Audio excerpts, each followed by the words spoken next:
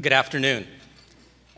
Gail, I want to thank you for that very kind introduction, and to the board of the Hispanic Chamber, I extend my gratitude for this very gracious and honorable invitation that you extended to me. I have a two-part message today, and the first part is for the students that are here. I have some information that I want to share with the students, including some of my background and experiences, so that they may understand the individual who stands before them, addressing them today. In addition, I also have a message for the donors, for those of you who reached into your pockets and provided the financial support for the students. I know in this economic time it's very difficult to do that, but you demonstrated your commitment to education by doing so. So I have a few remarks targeted for the donors.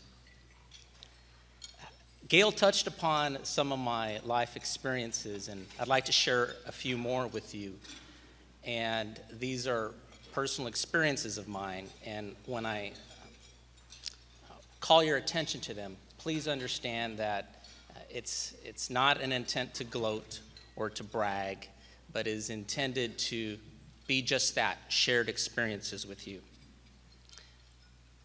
The reason that I want to do that is to emphasize, again, for the students, what can be attained through education. Gail touched upon my professional experiences in being on the board of the Hispanic Chamber, the board of OHSU, the Oregon Community Foundation, and also my leadership role with the Hispanic National Bar Association. I'd like to describe to you some of the experiences that I've been fortunate to have had while serving as a Hispanic National Bar president. The office is headquartered in DC, where the heart of political power is in our nation. And by being president of the Hispanic National Bar, I was able to have experiences that I never thought that I would have an opportunity to have. Well, what types of experiences, you might ask? Like being at the White House in the West Wing, visiting with White House counsel on several occasions to advocate for the increased appointments of Hispanics to the judiciary, so that the federal judiciary represents a composition of the community that it serves. And I had the good fortune of being in the West Wing on two separate occasions, visiting with White House counsel, encouraging the appointment of the Honorable Roman Hernandez, who some of you may not know, but he's the first Hispanic federal judge appointed to the Federal District Court here in Oregon. I was also present in Washington, D.C. when the Honorable Justice Sonia Sotomayor was being considered for her nomination to the U.S. Supreme Court. The Hispanic National Bar Association was the only national Latino organization to testify in favor of Justice Sotomayor's confirmation in front of the U.S. Senate Judiciary Committee.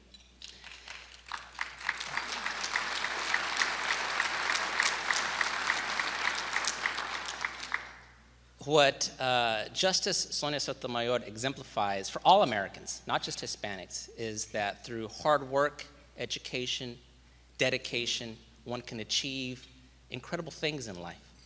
I had the good fortune of visiting with the justice after her last hearing at a private residence in Washington, D.C., where I got to know Justice Sotomayor on a personal level. And what a wonderful woman she is, very down to earth, easygoing, and I'm deeply proud that the HNBA had a role in her confirmation proceeding. I went to the White House back in May of 2009 for the very first time. At that time, I was president-elect, and I was fortunate to be invited to a reception in celebration of Cinco de Mayo. And I recall the sense of emotion, this overwhelming sense of emotion, walking through the security and passing through these marble white pillars that exemplifies the office of the president, our executive branch of government.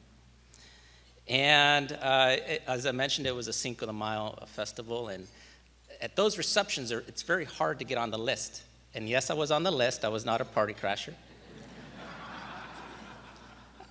There's about 150 people in the room. And I was probably 30 to 40 feet from the podium when the president came out along with the Mexican ambassador, and they provided some formal remarks. And for me, that was enough. You know, I was there in La Casa Blanca, you know. And so a lot of people were trying to jostling for position to shake the president's hand, take a quick snapshot. And they had a rule, you know, no photos. But of course, you know, Hispanics, our cameras were out for the ready. We were snapping pictures no matter what. So I stepped back and I said, well, let me just, you know, first time in the White House, let me take a look at these portraits of presidents, et cetera. And I started to sort of meander my way around. The president and the Mexican ambassador disappeared behind some doors. And I said, well, let me see what kind of food they have here at the White House. So I start walking to the other reception hall, and this door opens right in front of me, and I almost run into, literally, physically almost knock over the United States President, President Barack Obama. I said, Mr. President, my name is Roman Hernandez. It's a pleasure to meet you. And he said, Roman, the pleasure is mine. And at that point, that's when the other 149 people show up. And well, at least we had an opportunity to briefly visit. But First Lady, Michelle Obama, was there, and I did have an opportunity to visit with her at length and have some photographs of me visiting with the First Lady. And that was the very first time that I was at the White House. I was invited to subsequent receptions, including one where the president hosted I guess it was a concert in honor of Hispanic Heritage Month last year, and world famous artists like Dalia, Los Lobos, Mark Anthony, Jennifer Lopez were all there, and that was definitely a highlight. And I remember going back to my hotel room after that first visit at the White House, having met the president, and I called my mother. And I said, Mom, you'll never guess where I just was. And my mother says, pues, ¿dónde, mijo? ¿Dónde andabas? And I said, I was at the White House, and I met the president. And my mother started to cry, because it was a recognition of where the family had come from over so many years. My parents immigrated from Mexico over 50 years ago. They were migrant farm workers, and they made a trip from South Texas to Michigan, Ohio, and back down again, until somebody said, there's good jobs in Oregon. So they brought my oldest brother, and they settled in Eastern Oregon, where my father and mother worked in the fields. And I'm the youngest of 8 children, and you can imagine that there's a lot of mouths to feed, right? So like my older brothers and sisters, I worked in the fields to supplement the family's income. And I was in high school, and I was deciding, well, you know, what to do with my life. I grew up in this small town in Eastern Oregon, and my sisters said, well, you need to go to college. You need to become educated. I was like, well, you know, I'm having a good time just being with my buddies. You know, we were the type that would sit in the back, and I did well academically, but not as well as I probably could have if I applied myself. And it was then that I said, well, let me just, you know, save some money up. I had taken the ASVAB test necessary to enter the military, and I had done fairly well. And so I was determined that I was going to enlist in the military at the end of the harvest season of the onions. And for those of you who are unfamiliar with how onions are harvested, they're harvested by one bending down, grabbing a handful, and cutting the tops off with a knife. It's piecework. And the faster you work, the more money you make. And back then, I was earning 16 cents a bushel as I was harvesting these onions. And it was pretty good money at the time. I was making about $100 in my pocket a day. You know, we're talking 20 years ago. And I was determined to make some money and go into the military. But my sisters also encouraged me to apply to colleges and to fill out financial aid forms. And one day, I came home from working in the fields, and there was a letter, a financial aid award letter, that changed my life. I had enough money to pursue an education, and my parents with limited financial means didn't have the money to send me.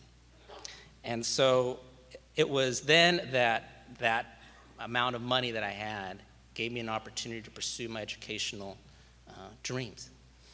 And so I attended a community college that was nearby.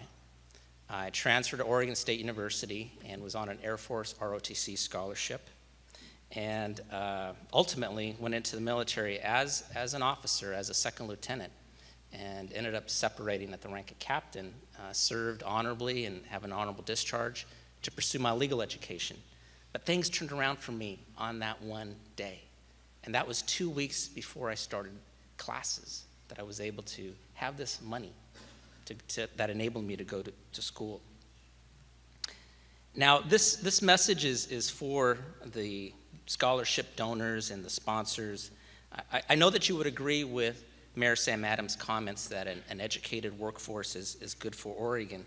And I want to briefly quote from a study published by the W.P. Carey School of Business at Arizona State University. It's titled Productivity and Prosperity Project, The Societal Benefits of Higher Education. The study states, and I quote, "Society benefits in other ways from a populace that is better educated.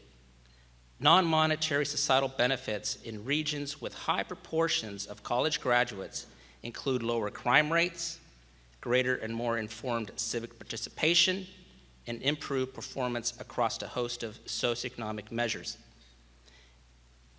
Now you can see why the value of a formal education is good for Oregon. For you donors out there, community leaders, businesses who have reached deep into your pockets to provide for these students who receive this money, you're doing a great thing. And you may have changed the life of one of these students, just like my life was changed many years ago.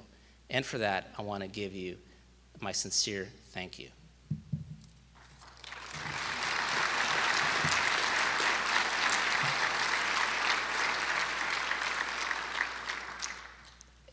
It is because of scholarship programs like the Chamber that a number of Hispanic students have the opportunity to pursue a formal education.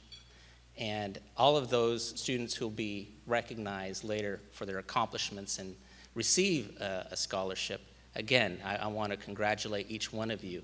And let my personal story be an example to you that through education, hard work, and discipline, you can achieve a great many things.